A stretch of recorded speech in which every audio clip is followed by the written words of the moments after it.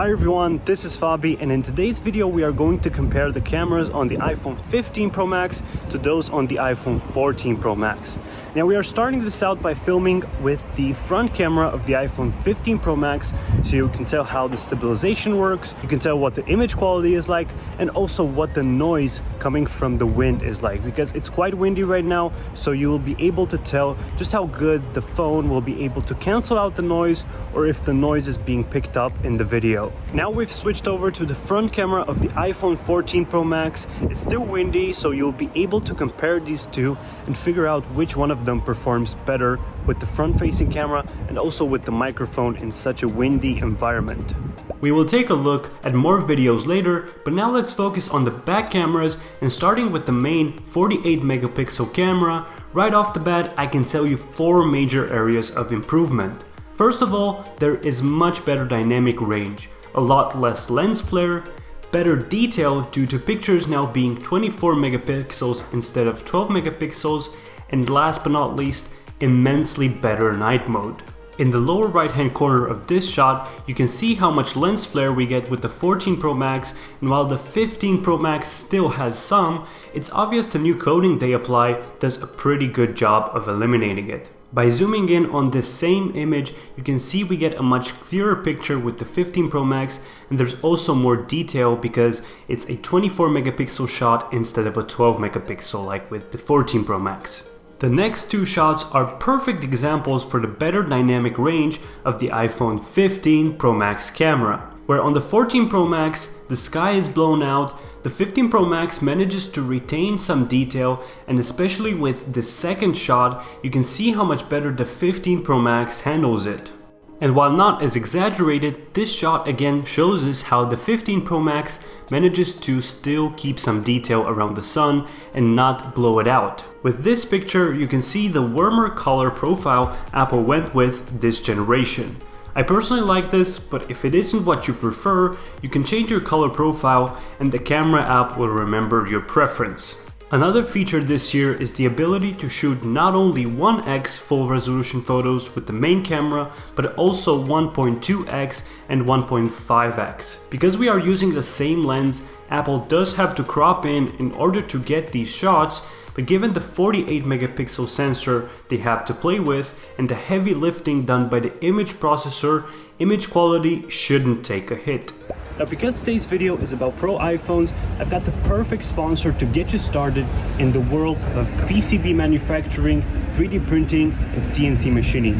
Not only can PCBWay help you with PCB manufacturing, 3D printing, or CNC machining, but they can also act as an OEM or original equipment manufacturer and essentially help you get your product from the drawing board into the hands of your customers with their complete services.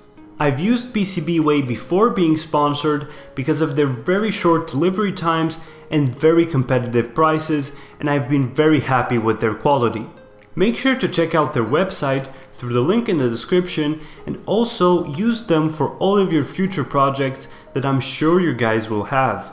Moving on, for those of you who like taking portrait shots, there's also good news as you don't have to take separate portrait and non-portrait shots.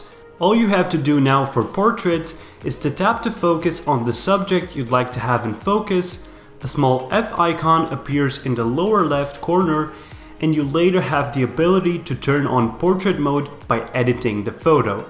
Additionally, you can also adjust the intensity of portrait mode and even change what is in focus, which is really cool. I wouldn't say the portrait shots themselves have gotten better, but the fact that turning on portrait mode afterwards is always a possibility makes portrait mode a lot more useful. I told you about night mode, but you have to see this for yourself.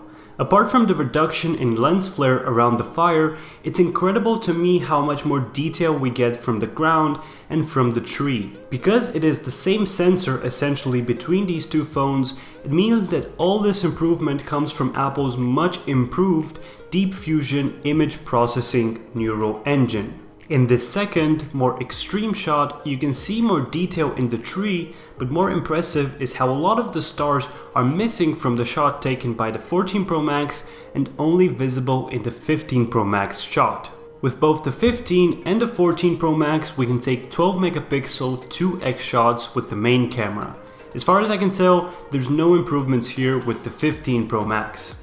Jumping over to the ultra-wide camera, the sensor is the same as last year, but same as with the main camera, we get much better dynamic range, and night mode with the ultra-wide on the 15 Pro Max blows the 14 Pro Max out of the water.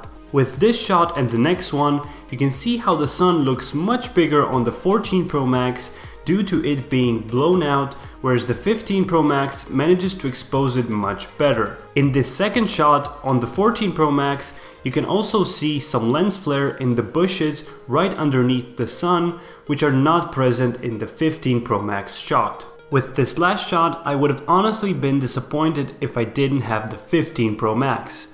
The 14 Pro Max blows out the sky completely, and this makes the picture a lot less pleasant.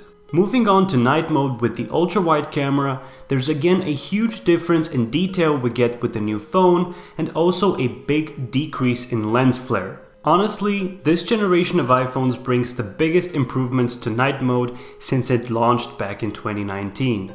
Alright, now it's time to talk about the telephoto camera on these phones, and this year Apple jumped from the 3x telephoto we had on the 14 Pro Max to a tetraprism 5x telephoto, which is equivalent to a focal length of 120 millimeters.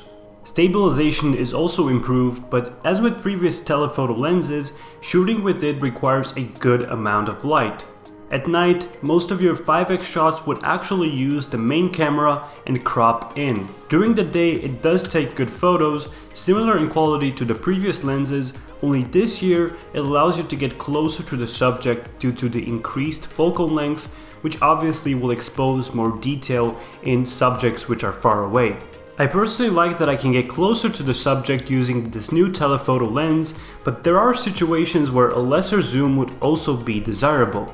There was a bit too much overlap with the 2x and 3x zoom last year, so this year we will have to make do with the 2x zoom and the 5x telephoto. If you take a look at this shot, you might not immediately be able to tell a difference, but if we zoom in further and you look at the black part of the swan's nose, which by the way is called a basal knob, you'll be able to see more of the texture in the 15 Pro Max shot. If we also zoom in on this desert landscape, you'll be able to see a bit more detail in the cacti closest to us, but more impressive is how much more clearer the cacti in the background are in the shot taken by the 15 Pro Max. Now let's take a quick look at a selfie shot where I honestly don't see much of a difference between the two phones. Before moving on to video, do take a quick moment to click the like button if you are finding this comparison helpful, and subscribe and hit the bell icon so you'll get notified about my future videos. Finally, let's take a look at some videos. Here you can pause on videos shot by each of the lenses, see what the difference between ultra-wide and telephoto is, or simply check out the smoothness of the transition between the lenses. This second video is shot with the telephoto lens on both phones, and it shows how good the image stabilization is both on the 15 and on the 14, and how much closer we get to what we are filming with the 15 Pro Max due to the bigger zoom we have. Finally, Apple also addressed one caveat I've had with filming 4K 60fps videos before on older generation iPhones. You aren't able to switch between lenses, which means that if you started with the telephoto, you couldn't get down to 1x zoom. You can now switch between all lenses regardless of resolution or frame rate settings, which is a huge improvement. Alright, so there you have it. The changes made to the cameras this year are definitely noticeable from last year, but as most people only upgrade every 2 or 3 years, the difference is going to be even bigger. Thank you guys for watching again. I'll catch up with you in the next video.